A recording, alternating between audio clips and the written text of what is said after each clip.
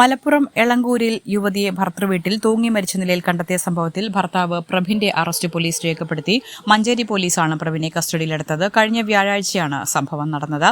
വിഷ്ണുജയെ ഭർതൃവീട്ടിൽ തൂങ്ങി മരിച്ച നിലയിലാണ് കണ്ടെത്തിയത്. 2023 മെയ് മാസത്തിലാണ് വിഷ്ണുജയും എളങ്കൂർ സ്വദേശി പ്രഭിനും തമ്മിലുള്ള വിവാഹം നടന്നത്.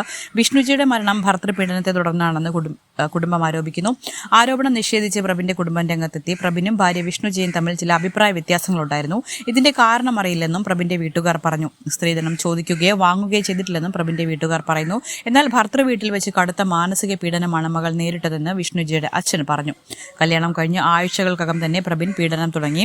ജോലിയില്ലാത്തതിന്റെ പേരിലായിരുന്നു പീഡനം. അച്ഛനെയും അമ്മയും ബുദ്ധിമുട്ടിക്കാതിരിക്കാൻ മകളെല്ലാം മറച്ചുവെച്ചു. മകളെ ചീത്ത വിളിക്കുന്ന വോയിസ് ക്ലിപ്പുകൾ പക്കലുണ്ട്. ശാരീരികമായും മകളെ പീഡിപ്പിച്ചിരുന്നുവെന്നും ശരീരത്തിലെ പാടുകളെക്കുറിച്ച് കൂട്ടുകാരി പറഞ്ഞിരുന്നുവെന്നും അച്ഛൻ പറഞ്ഞു. സൗന്ദര്യം കുറവാണെന്നും ജോലിയില്ലെന്നും സ്ത്രീധനം കുറഞ്ഞുപോയെന്നും പറഞ്ഞ് വിഷ്ണുജയെ ഭർത്താവ് പീഡിപ്പിച്ചിരുന്നതായി കുടുംബം ആരോപിക്കുന്നു. ഇതിനെല്ലാം ഭർത്താവിന്റെ ബന്ധുക്കൾ കൂട്ടുനിന്നെന്നും ആരോപണമുണ്ട്. ഭർത്താവിനും കുടുംബത്തിനുമെതിരെ നടപടി വേണമെന്ന് പെൺകുട്ടിയുടെ കുടുംബം ആവശ്യപ്പെട്ടിരുന്നു. ഇതിനു പിന്നാലെയാണ് മഞ്ചേരി പോലീസ് അസ്വാഭാവിക മരണത്തിന് കേസെടുത്തത്. വിഷ്ണുജയ്ക്ക് ജോലിയില്ലെന്നും തന്റെ സങ്കല്പത്തിനനുസരിച്ചുള്ള സൗന്ദര്യമില്ലെന്നും പറഞ്ഞായിരുന്നു പ്രഭിൻ നിരന്തരം പീഡിപ്പിച്ചിരുന്നത്. ബൈക്കിൽ വിഷ്ണുജ വരുന്നതിനോട് പ്രഭിന് താല്പര്യമില്ലായിരുന്നു. നാട്ടുകാർ കണ്ടാൽ നാണക്കേട് ാണെന്നാണ് പറഞ്ഞിരുന്നത്. എപ്പോഴും തിരക്കിലും ടൂറിലുമായിരുന്നു പ്രഭിൻ. എവിടെയും വിഷ്ണുജയെ കൂട്ടിയിരുന്നില്ല. മരണമറിഞ്ഞ് വീട്ടിലെത്തിയ ചില സുഹൃത്തുക്കളാണ് കടുത്ത മാനസിക പീഡനമാണ് വിഷ്ണുജ അനുഭവിച്ചിരുന്നത് എന്ന് വീട്ടുകാരോട് പറഞ്ഞു. പ്രഭിൻ പീഡിപ്പിക്കുന്ന കാര്യം സുഹൃത്തുക്കളോട് പറഞ്ഞിരുന്നുവെങ്കിലും ഒരു കാരണവശാലും എല്ലാ കാര്യങ്ങളും വീട്ടുകാർ അറിയരുതെന്നും അവർ വിഷമിക്കുമെന്നും വിഷ്ണുജ വിലക്കിയിരുന്നു. ഏറ്റുമാനൂരിൽ പോലീസ് ഉദ്യോഗസ്ഥൻ അക്രമിയുടെ ചവിട്ടേറ്റ് കൊല്ലപ്പെട്ടു. കോട്ടയം വെസ്റ്റ് പോലീസ് സ്റ്റേഷനിലെ driver civil police officer Manjoor ചിറയിൽ വീട്ടിൽ ശ്യാം പ്രസാദാണ് മരിച്ചത്. സംഭവവുമായി ബന്ധപ്പെട്ട് ഗാന്ധിനഗർ പോലീസ് സ്റ്റേഷനിലെ നിരവധി ക്രിമിനൽ കേസുകളിൽ പ്രതിയായ പെരുമ്പായിക്കോട് സ്വദേശി ജിബിനെ പെട്രോളിംഗിലുണ്ടായിരുന്ന പോലീസുകാർ പിടികൂടി. അർദ്ധരാത്രി ഏറ്റുമാനൂർ തെള്ളകം എക്സ്കാലിബറിന് സമീപമായിരുന്നു സംഭവം നടന്നിരുന്നത്. നിരവധി ക്രിമിനൽ കേസുകളിൽ പ്രതിയായ ജിബിൻ കാരിത്താസിലെ തട്ടുകടയിൽ സംഘർഷം സൃഷ്ടിക്കുകയായിരുന്നു. ഈ സമയത്താണ് പോലീസ് ഉദ്യോഗസ്ഥനായ ശ്യാം കടയിലെത്തിയത്.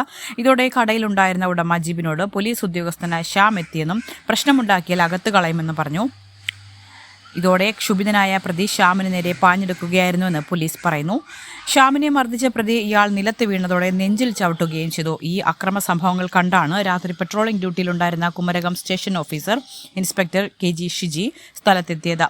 പോലീസ് വാഹനം കണ്ട ഉടൻ തന്നെ പ്രതി സംഭവസ്ഥലത്തു നിന്നും ഓടി രക്ഷപ്പെടാനും ശ്രമിച്ചു. കോഴിക്കോട് രാമനാട്ടുകരയിൽ മരിച്ച നിലയിൽ കണ്ടെത്തിയ യുവാവിനെ തിരിച്ചറിഞ്ഞു. കൊണ്ടോട്ടി നീറാട് സ്വദേശി ഷിബിനാണ് മരിച്ചത്. ഷിബിൻ സ്വവർഗ ലൈംഗികതയ്ക്ക് നിർബന്ധിച്ചതാണ് ഇയാളെ കൊലപ്പെടുത്താൻ കാരണമെന്ന് പ്രതി ഇജാസ് മൊഴി നൽകി. മൃതദേഹം കണ്ടെത്തിയ സ്ഥലത്ത് വെച്ച് ഷിബിനും ഇജാസും മദ്യപിച്ചിരുന്നു. ഇതിനിടെ ഷിബിൻ ഇജാസിനെ സ്വവർഗ ലൈംഗികതയ്ക്ക് നിർബന്ധിച്ചു. നിർബന്ധത്തിന് വഴങ്ങില്ലെന്ന് കണ്ടതോടെ ഷിബിൻ ഉപദ്രവിച്ചെന്നും തുടർന്നുണ്ടായ സംഘർഷമാണ് കൊലപാതകത്തിൽ കലാശിച്ചതെന്നുമാണ് ഇജാസ് പോലീസിന് നൽകിയ മൊഴി. അതേസമയം ഇജാസിന്റെ മൊഴി പോലീസ് പൂർണ്ണമായും വിശ്വാസത്തിലെടുത്തിട്ടില്ല. രാമനാട്ടുകര ഫ്ളൈ ഓവർ ജംഗ്ഷന് സമീപം ഒഴിഞ്ഞ പറമ്പിലാണ് ഞായറാഴ്ച രാവിലെയോടെ യുവാവിനെ മരിച്ച നിലയിൽ കണ്ടെത്തിയത്. വെട്ടുകല്ലുകൊണ്ട് മർദ്ദിച്ച് മുഖം വികൃതമാക്കിയ നിലയിലായിരുന്നു മൃതദേഹം. തുടർന്ന് പോലീസ് വൈദ്യരങ്ങാടി സ്വദേശി ഇജാസിനെ കസ്റ്റഡിയിലെടുത്തു. ലഹരി ഇടപാടുമായി ബന്ധപ്പെട്ട തർക്കമാണ് കൊലപാതക കാരണമെന്നായിരുന്നു പ്രാഥമിക നിഗമനം. ലഹരി ഇടപാടുമായി ബന്ധപ്പെട്ട് പ്രതി ഇജാസിന്റെ ബന്ധു അടുത്തിടെ കൊല്ലപ്പെട്ടിരുന്നു. ഇതിന്റെ പ്രതികാരമായാണോ കൊലപാതകമെന്നായിരുന്നു പോലീസ് അന്വേഷിച്ചത്. എന്നാൽ കസ്റ്റഡിയിലെടുത്ത ഇജാസിനെ വിശദമായി ചോദ്യം ചെയ്തപ്പോഴാണ് കൊലപാതക കാരണം വെളിപ്പെടുത്തിയത്. എല്ലാവരും വിനീതമായിട്ട് താഴ്മയായിട്ട് പറയുകയാണ്, 1000 രൂപയുടെ ഈ കൂപ്പൺ എടുത്ത് ഞങ്ങളെ രക്ഷിക്കും.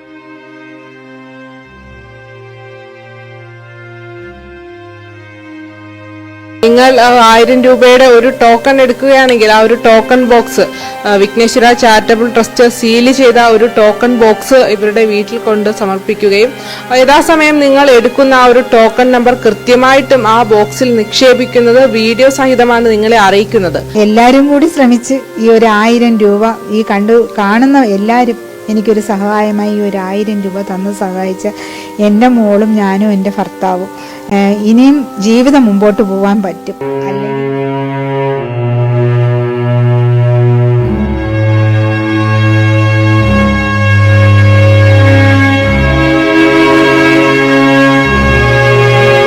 അല്ലെങ്കിൽ നമുക്ക് നഷ്ടമാവാനേ പറ്റൂ. അത്ര ഉള്ള സ്റ്റേജിലാണ് മുമ്പോട്ട് പോകുന്നത്.